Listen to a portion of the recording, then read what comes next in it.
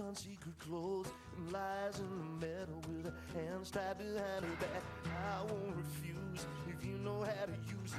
Just stop playing that ugly drug music. 13 steps. I am a golden god! 89.7 KRUI.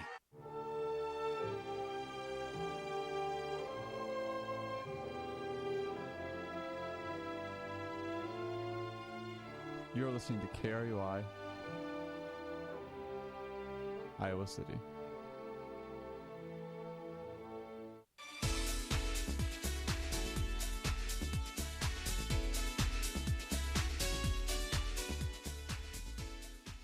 This is the KRUI News at Noon, brought to you in part by the Daily Iowan.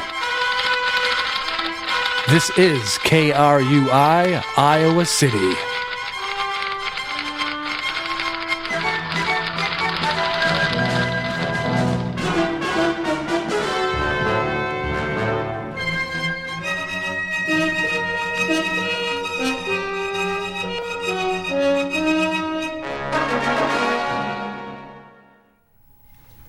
It is noon in Iowa City. The temperature is 55 degrees, and for KRUI, this is the latest news with Tanner LaFever and Molly Shen.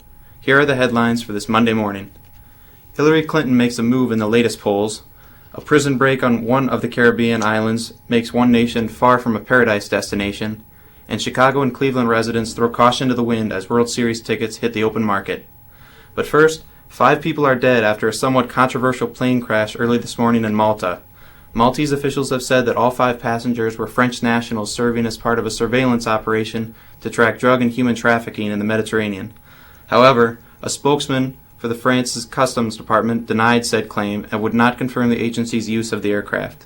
Further details on the incident are unclear at this time. The University of Iowa Community and Federal Emergency Management Agency came together to celebrate the opening of new Waxman Music Building last week. Waxman, which located downtown, features performances house and variety studios and classroom. The building will be used for UI music events since the former music building was destroyed in the 2008 flood. The total project cost of Waxman was $189 million. While the UI campus has gained an iconic figure, the world has lost another. A legend in the mountain climbing community passed away last night. Japanese climber Jenkyu Taibei died at the age of 77 just outside of Tokyo, over 42 years after she became the first woman to overreach the summit of the Mountain Everest in 1975. But Taibei was not then one hit wonder, also became the first woman to conquer the 7th summit, a challenge in which a climber must scan the highest mountain on all 7 continents. Taibei continued climbing into her 70s, even after being diagnosed with cancer 4 years ago. Speaking of a difficult climb ahead, the latest ABC tracking poll shows Donald Trump at a 12-point deficit to Hillary Clinton, with just over 2 weeks until Election Day. This comes on the heels of last week's presidential debate between the two candidates. The survey shows a 20-point advantage for Clinton among women, while she holds a much smaller 3-point edge with men. The Linn County Juvenile Detention Center is taking a new approach to helping its youth. Therapy dogs are brought in to meet with the young people once each month. The detainees take turns with the dogs. Their therapy sessions are popular among the young and help students who need interaction the most. A groundbreaking study by Wake Forest University researchers could further change how we weigh the dangers of football. 25 players ages 8 to 13 were studied in a Winston-Salem Youth Football League for an entire season in order to gauge the effects of a year's worth of hitting. Comparisons of brain scans from before and after the season demonstrated slight changes in the white matter of players' brains. White matter is a tissue that helps connect the brain's neurons.